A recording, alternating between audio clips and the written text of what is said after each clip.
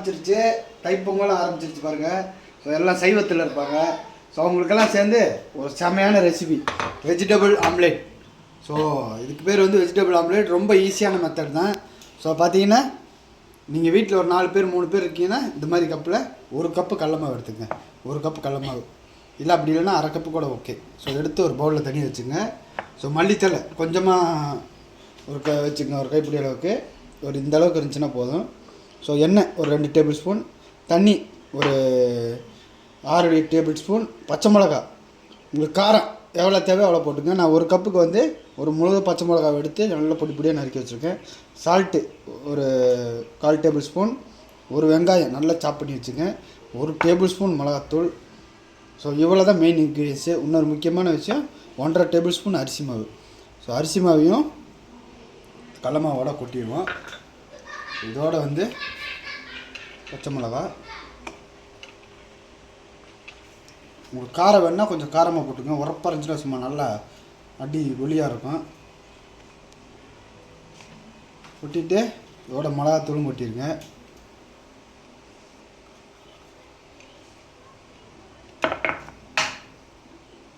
Salt தேவையான அளவு போட்டு முதல்ல ஒரு பீட் எடுத்து நல்லா இதை மிக்ஸ் பண்ணிடுங்க.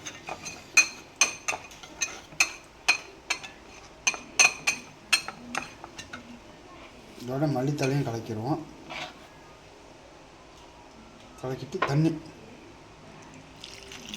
ரொம்ப ஊற்றிடாதீங்க, கொஞ்சமாக ஊற்றி கலக்குங்க. இந்த தோசை மாவு மிக்ஸ் பண்ணுறோம்ல அந்த ஸ்டேஜில் மிக்ஸ் பண்ணுங்க போதும்.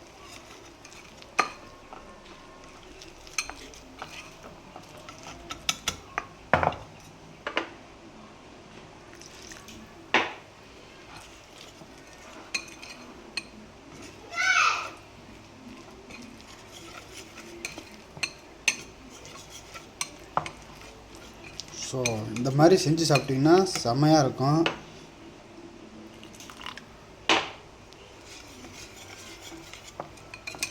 ஸோ இந்த ஸ்டேஜில் வந்துச்சுன்னா ஓகே. ஸோ நல்லாயிருக்கும். சால்ட் செக் பண்ணிக்கங்க. ஸோ கொஞ்சம் பத்தில் நான் கொஞ்சம் போட்டுக்கிட்டேன்.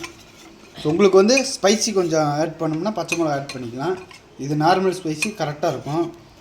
ஸோ உங்களுக்கு வந்து பேட்ரு வந்து இந்த ஸ்டேஜில் இருக்கணும். இப்படி எடுத்து அப்படி கீழே ஊற்றணும். அப்போ ஒன்று கொஞ்சம் லைட்டாக ஊற்றிட்டேன். காட்டுறேன் பாருங்கள் எந்த பர்மனெண்ட் டெஸ்ட் நீங்கள் பாருங்கள். இந்த மாதிரி ஸ்டேஜ் இருக்கணும். ஸோ இந்த மாதிரி ஸ்டேஜ் இருக்கும்போது வச்சுருவோம். அடுப்பு பற்ற வச்சுருவோம். அடுப்பு பற்ற வச்சு எண்ணெய் வந்து ஒரு 2 to 3 டேபிள் ஸ்பூன் நல்லா விட்டுருங்க. கோழி சாப்பிடாதவங்களுக்கு முட்டை இதெல்லாம் சாப்பிட மாட்டேன் சைவன்றவங்க வந்து இதை தாராளமாக ஆட் பண்ணிக்கலாம்.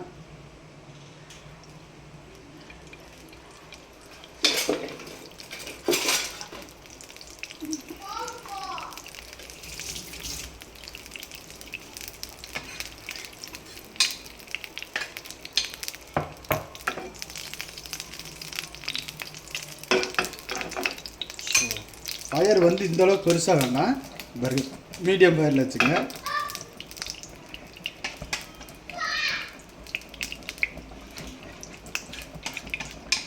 இப்போ வந்து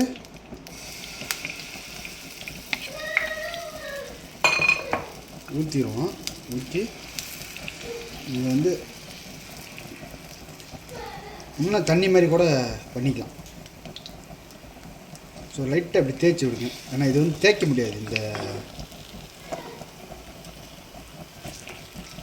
இது வந்து அதனால் வந்து ரொம்ப தின்னாக வேணாமல் ஒரு மீடியம் இதாக லைட்டாக தேய்ச்சி விடுங்க. இப்போவும் சொல்கிறேன், இதை நீங்கள் வந்து இப்படி ஸ்ப்ரெட் பண்ண முடியாது ரொம்ப ஜாஸ்தி. ஸோ அதனால் லைட்டாக ஒன்று கொஞ்சம் தண்ணியை ஊற்றிக்கிட்டிங்கன்னா நல்லா இது பண்ண நல்லாயிருக்கும். ஸோ மீடியம் சைஸ்லேருந்து ஓகே தான். ஸோ வேகட்டும். இது வந்து பார்த்தீங்கன்னா 2 மினிட்ஸ் நான் மீடியம் ஸ்லோவில் வச்சுருக்கேன். இப்போ திருப்பி போட்டுருவோம். பாருங்கள் இந்த ஸ்டேஜில் இருந்தால் போதும். பாருங்கள் ஆம்லேட் மாதிரி வந்துருச்சா. ஸோ இங்கே வந்து ஒரு 2 மினிட்ஸ் எடுத்துருவோம், அவ்வளோதான். மீடியம். ஸோ ரெடி ஆயிடுச்சு. ஸோ 2 பக்கமும் 2 நிமிஷம் ரெடி ஆயிடுச்சு பாருங்கள். ஸோ ரொம்ப இங்கே இருங்க இந்த ஸ்டேஜில் தான் இருக்கும். ஸோ மறக்காமல் ட்ரை பண்ணி பாருங்கள். ரொம்ப நல்லாயிருக்கும். சாப்பாட்டுக்கு, ரசத்துக்கு, கோழிக்கு, கீரைக்கு எல்லாத்துக்கும் நல்லாயிருக்கும். அது முக்கியமாக வெஜிடேரியன் சாப்பிட்றவங்க வந்து ஒரு சாம்பார் வச்சு இந்த மாதிரி சாப்பிட்டாங்கன்னா ஒரு உரப்பாக கொஞ்சம் நல்லாயிருக்கும். மறக்காமல் ட்ரை பண்ணி பாருங்கள். மறக்காமல் சப்ஸ்கிரைப் பண்ணுங்கள். தேங்க்யூ.